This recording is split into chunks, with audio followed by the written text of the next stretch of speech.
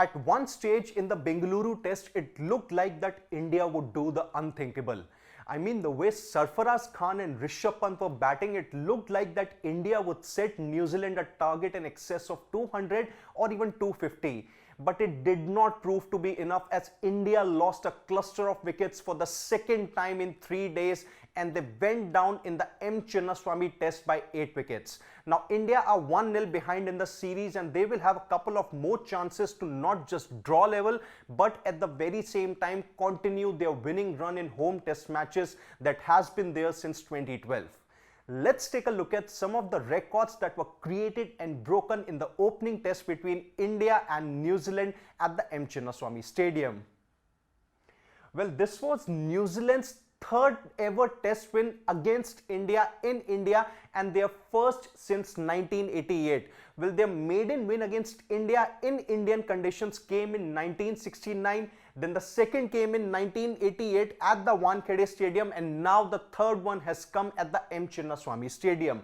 And this is also India's first loss in Bengaluru ever since they suffered a defeat against Pakistan in 2005. Well, India have played a lot of matches ever since then, and they won. There have been a few drawn matches also, but now this is India's first defeat at the Bengaluru since 2005.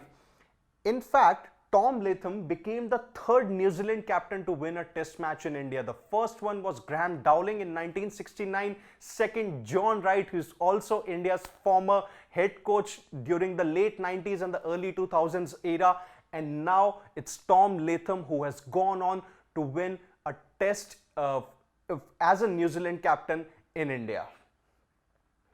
Well, moving to more stats here, well, Rachin Ravindra got 100 in this test. Well, it was his second 100 across formats at the M. Chinnaswamy Stadium, which is the city of his roots. But then this is also the first 100 by a New Zealand batter ever since 2012, when New Zealand have toured India in any of the in any of these years now, because the last time before Rachin any New Zealand batter got 100 was by Ross Taylor at Bengaluru only in 2012.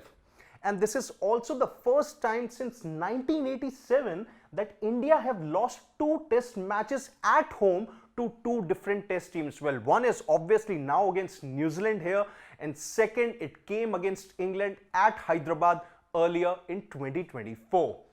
And last but not the least, well, there have been a total of 3 Indian batters who have had a duck and a 150 plus score in a test matches, including Sarfaraz. Well, Sarfaraz Khan, he made his way back into the Indian test team here because Shubman Gill was out with a stiff neck. Sarfaraz, he got out for a duck in the opening innings, but then in the second innings he scored a magnificent 150, and he became the third Indian batter after Madhav Apte and Nayan Mongia to achieve the feat of scoring a duck and a 150 in a single test. Madhav Apte did it against West Indies, while Nayan Mongia did it against Australia.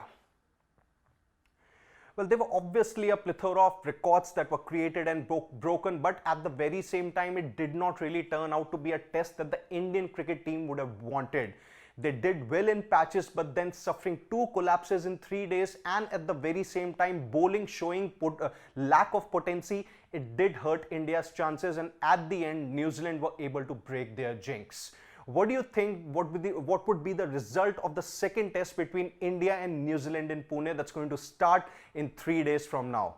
You can let us know your thoughts in the comments section, and don't forget to subscribe to Sports Today for all the exciting updates and analysis from the sporting world. Until then, on behalf of my producer Pawan, it's Siddharth Gulati saying goodbye.